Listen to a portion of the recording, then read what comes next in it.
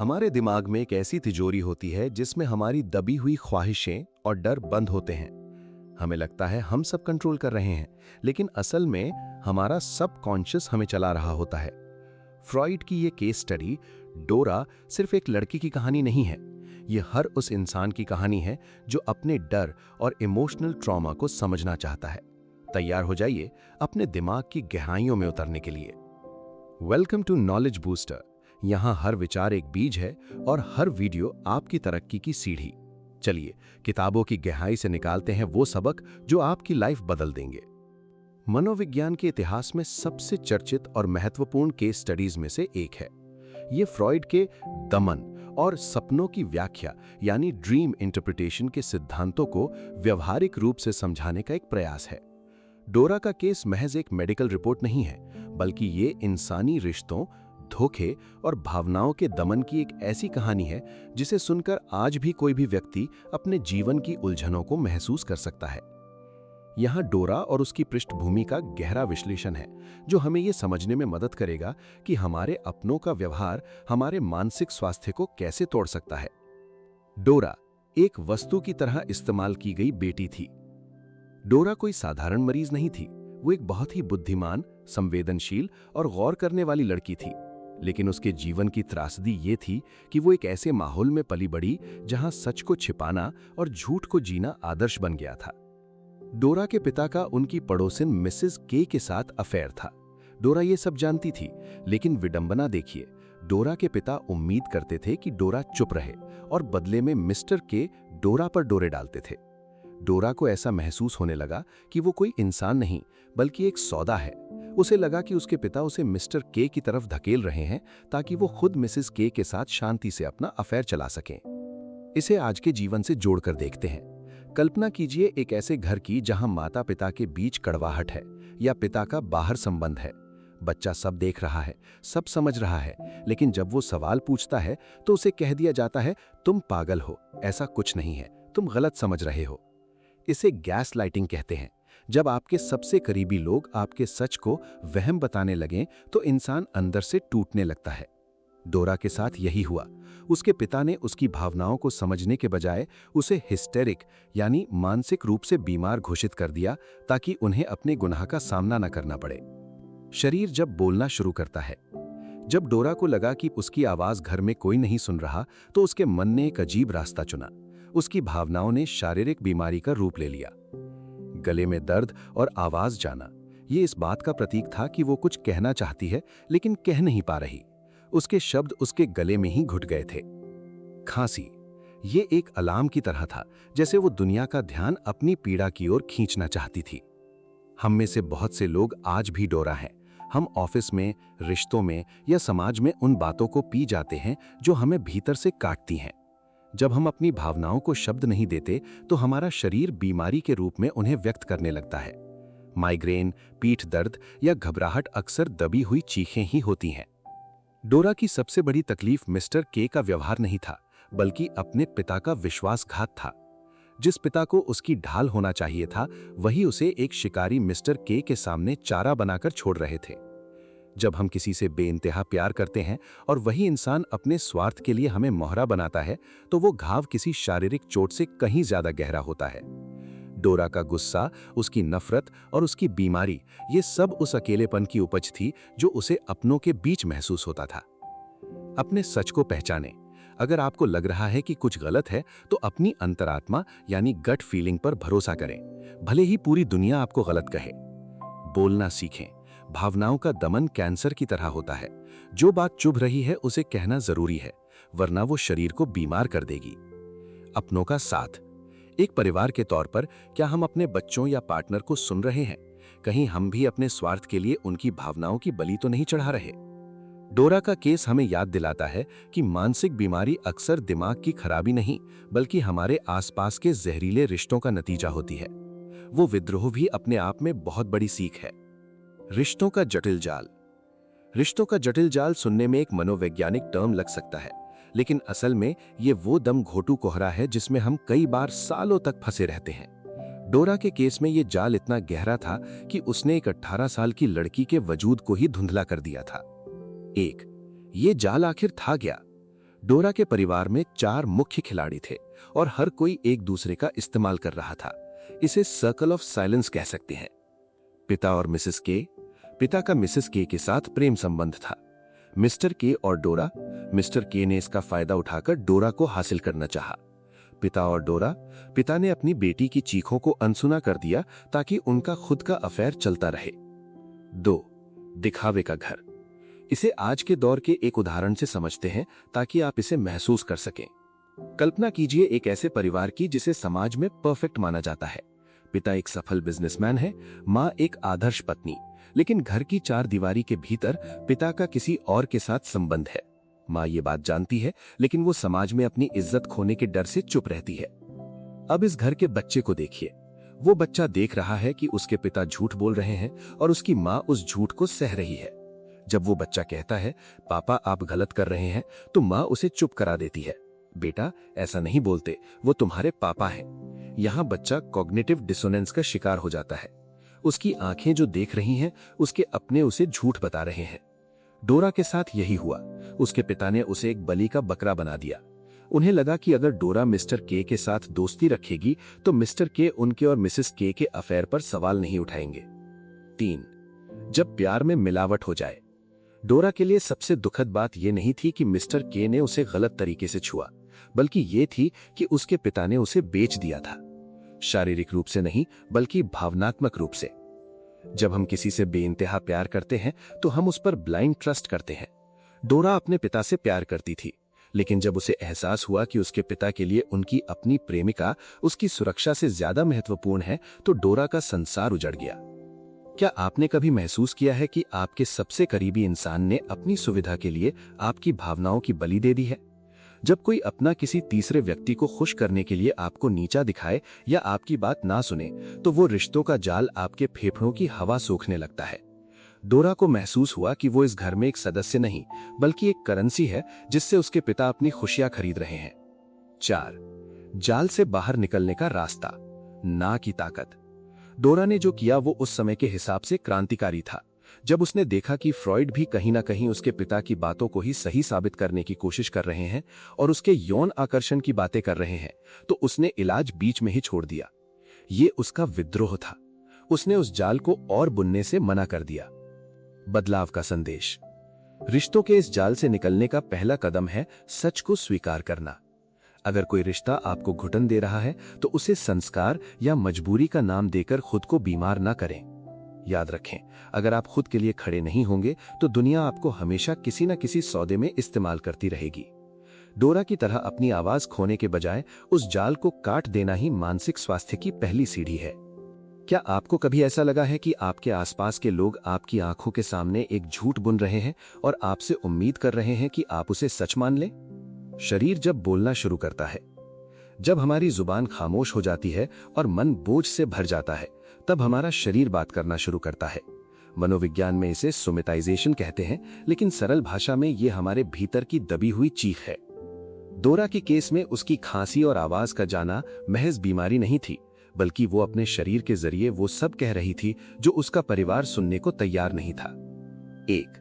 शरीर, मन का आईना। डोरा को अक्सर तेज खांसी उठती थी। फ्रॉइड ने गहराई से समझा कि ये खांसी तब और बढ़ जाती थी जब मिस्टर के घर के आसपास होते थे या जब उसके पिता मिसेस के से मिलने जाते थे। जब आप किसी ऐसी परिस्थिति में फंसे होते हैं जहां आप चिल्लाना चाहते हैं कि ये गलत है, लेकिन आप अपनों के डर से या संस्कारों के बोझ से चुप रह जाते हैं, तो वो दबा हुआ गुस्सा आपके गले में गांठ बनकर बैठ जाता है। डोरा की खांसी असल में एक हिंसक विरोध था। वो खासकर सबका ध्यान अपनी ओर खींचना चाहती थी, जैसे कह रही हो, देखो मैं यहां हूं और मैं घुट रही हूं। 2. मौन का बोझ।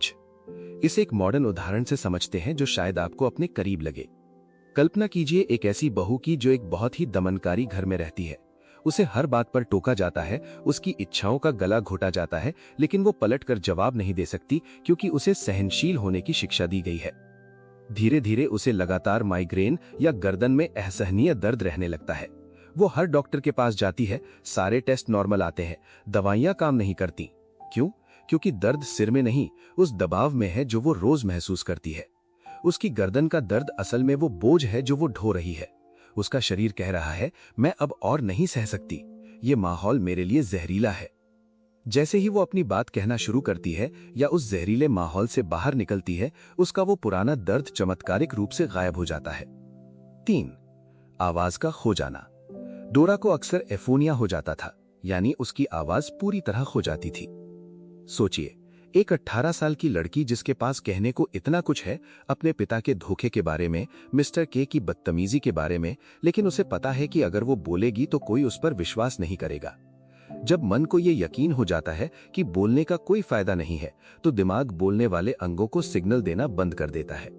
डोरा की खामोशी एक मैसेज था, चूंकि तुम मेरी सच्चाई नहीं सुनना चाहते, इसलिए मैं तुम्हें अपनी आवाज ही नहीं दूंगी। 4. आत्म परिवर्तन के लिए एक गहरी सीख। इस भाग को सुनते हुए अपने शरीर पर ध्यान दें।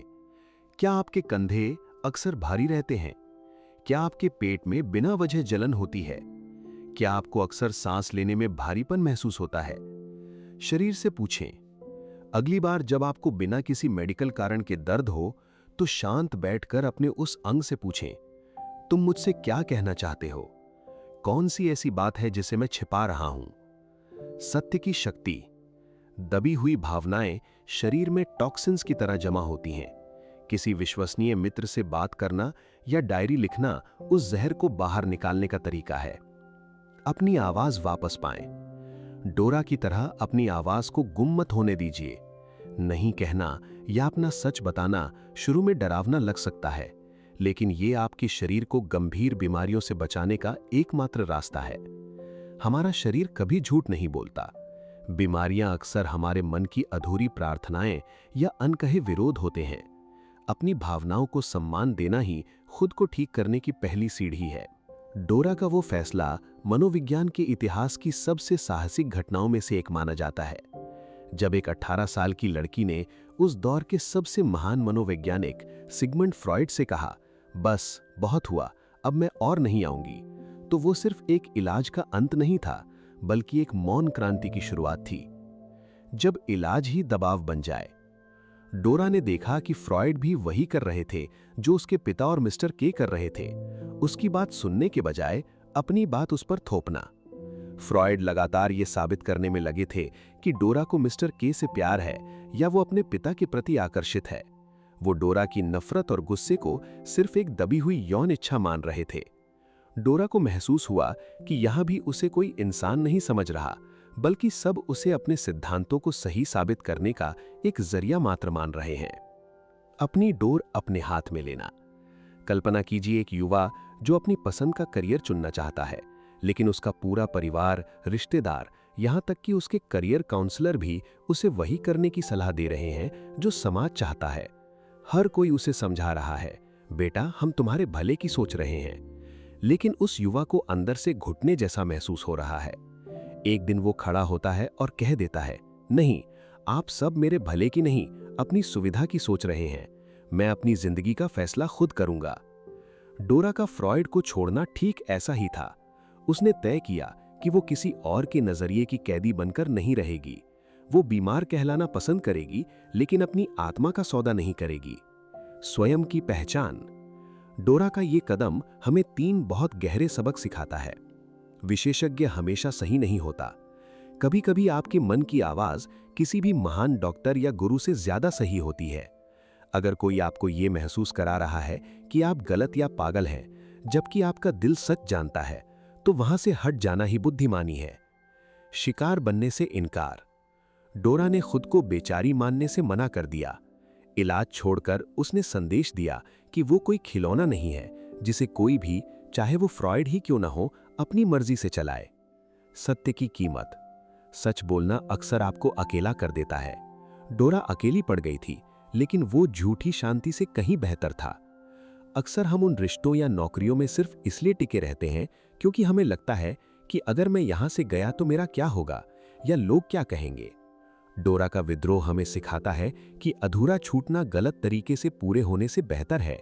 अगर कोई रिश्ता आपकी गरिमा छीन रहा है तो उसे छोड़ देना विद्रोह नहीं, आत्मसम्मान है। अगर आपकी चुप्पी का फायदा उठाकर लोग आपको मोहरा बना रहे हैं, तो जोर से ना कहना आपकी मानसिक सेहत के लिए सबसे बड़ी दवा है। डोरा ने फ्रॉइड को छोड़कर यह साबित किया कि कोई भी इलाज तब तक सफल नहीं हो सकता जब तक उसमें इंसान की अपनी स्वतंत्रता और सच्चाई का सम्मान न हो। वो विद्रोह एक चीख थी कि मैं बीमार नहीं हूं, मैं बस एक ऐसे समाज में हूं जो बीमार है।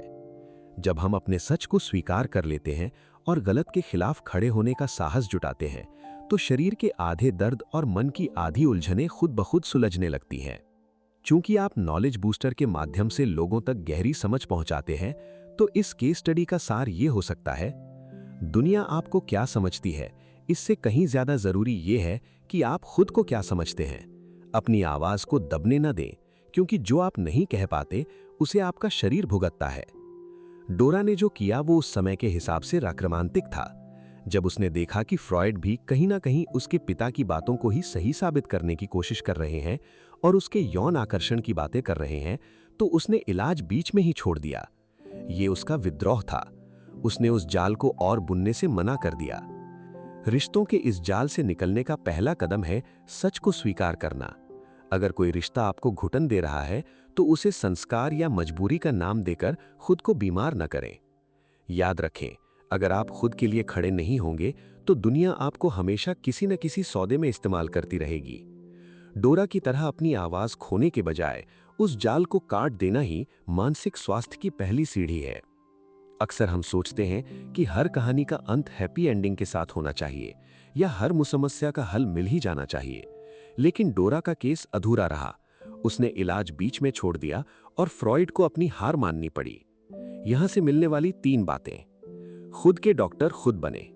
फ्रॉयड जैसे महान व्यक्ति भी डोरा को ठीक नहीं कर पाए, क्योंकि वो उसे अपनी नजरों से देख रहे थे। जीवन में कई बार हमें किसी गुरु या सलाहकार की जरूरत नहीं होती, बल्कि खुद को एक शांत कमरे में बैठकर सुनने की जरूरत होती है। डोरा ने फ्रॉयड को छोड़कर खुद को चुनना सीखा। दोष देना बंद करें। डोरा के पिता और मिस्टर के ने जो किया वो गलत था, लेकिन डोरा तब तक ठीक नहीं हुई जब तक उसने उस जाल से बाहर कदम नहीं निकाला। दूसरों को बदलना हमारे हाथ में नहीं है, लेकिन उस जहरीले माहौल से दूरी बना लेना हमारे हाथ में है। अपनी कहानी के लेखक आप हैं। लोग आप पर लेबल लगाएंगे। कोई आपको गुस्सैल कहेगा, कोई बीमार, कोई जिद्दी। डोरा को हिस्टेरिक कहा गया, लेकिन उसने उन लेबल्स को स्वीकार करने से मना कर दिया। बदलाव तब शुरू होता है जब आप दूसरों द्वारा दी गई परिभाषाओं को फाड़ देते हैं। आज रात सोने से पहले बस 5 मिनट के लिए अपनी आंखें बंद करें और अपने शरीर के उस हिस्से पर ध्यान दें जहां आपको अक्सर भारीपन या दर्द महसूस होता है। खुद से पूछें, क्या ये दर्द सिर्फ थकान है या कोई ऐसी बात जो मैं किसी से कह नहीं पा रहा? अगर जवाब मिल जाए तो उसे कागज पर लिख दें। लिखने मात्र से ही आप अपनी आवाज वापस पाने की दिशा में पहला कदम बढ़ा देंगे। सिर्फ जानना काफी नहीं है, करना जरूरी है। इस वीडियो से मिली सीख को आज ही अप्लाई करें। वीडियो पसंद आई तो लाइक और शेयर करें। नॉलेज बूस्टर फैमिली का हिस्सा बनने के लिए सब्सक्राइब करें। Stay motivated, stay learning. मिलते हैं नेक्स्ट वीडियो में।